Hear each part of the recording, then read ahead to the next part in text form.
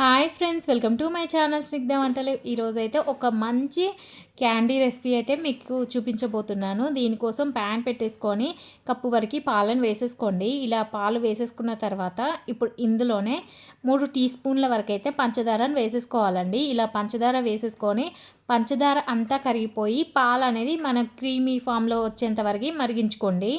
పాలు మనకి క్రీమీగా వచ్చేసిన తర్వాత ఇప్పుడు ఇందులోకి కప్పు వరకు ఎండు కొబ్బరి పొడిని అయితే వేసేసుకోండి.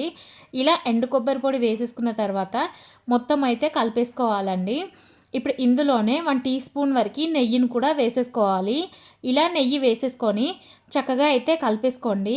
మనం వేసుకున్న నెయ్యి అంతా కొబ్బరి పొడికి పట్టేలాగా బాగా కలిపేసుకోవాలి. చూడండి, మనకైతే కొబ్బరిని ఇలా చేస్తే వచ్చేంత వరకు కలిపేసుకుంటే సరిపోతుంది. ఇది ఇప్పుడు మనకి పర్ఫెక్ట్గా రెడీ అయిపోయింది. దీన్ని అయితే పక్కకు పెట్టేసుకోండి. ఇది కంప్లీట్గా కూల్ అయిన తర్వాత ఉండల్లాగా అయితే చేసేసుకోవాలి. ఇలా చిన్న చిన్న గులాబ్ జామ్ షేప్లో అయితే చేసేసుకోండి రౌండ్గా.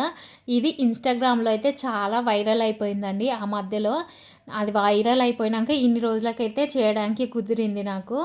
ఇప్పుడు ఇలానే మొత్తం మనం ఈ కోకోనట్ బాల్స్ని అయితే చేసేసుకోవాలండి. ఇది చల్లారిన తర్వాతనే మీరు ఇలా ఉండల్లాగా అయితే చేసేసుకోండి. ఇది వేడిగా ఉన్నప్పుడు మనం క్యారమెల్లో వేస్తే విడిపోతుంది. కాబట్టి కంప్లీట్గా కూల్ అయిన తర్వాత ఇలా ఉండలు అయితే చేసేసుకోండి. ఇలా అన్నీ చేసి ఒక ప్లేట్లోకి అయితే పెట్టేసుకోండి. ఇప్పుడు అదే ప్యాన్లోకి మనం 3/4 కప్పు వరకు అయితే పంచదారని తీసేసుకోవాలి. ఇలా పంచదార తీసేసుకొని ఇది పూర్తిగా క్యారమలైజ్ అవ్వాలండి. మరి బ్రౌన్ షేడ్ అయితే రాకూడదు. బ్రౌన్ షేడ్ వస్తే మనకి క్యాండీ అనేది కొంచెం చేదు వస్తుంది. ఇలా కొంచెం గోల్డ్ కలర్ వచ్చేంత వరకు అయితే మనం క్యారమలైజ్ చేసేసుకోండి షుగర్ని. చూడండి, ఇలా అయితే మనకి మంచిగా కలర్ వచ్చేసింది కదా. ఇప్పుడు మనం చేసి పెట్టుకున్న కోకోనట్ బాల్స్ని ఈ క్యారమిల్లో వేసేసుకొని డిప్ చేసేసుకోండి పూర్తిగా. ఇలా చేసుకున్న తర్వాత వీటిని నెయ్యి రాసి పెట్టుకున్న ప్లేట్లోకి అయితే వేసేసుకోవాలి.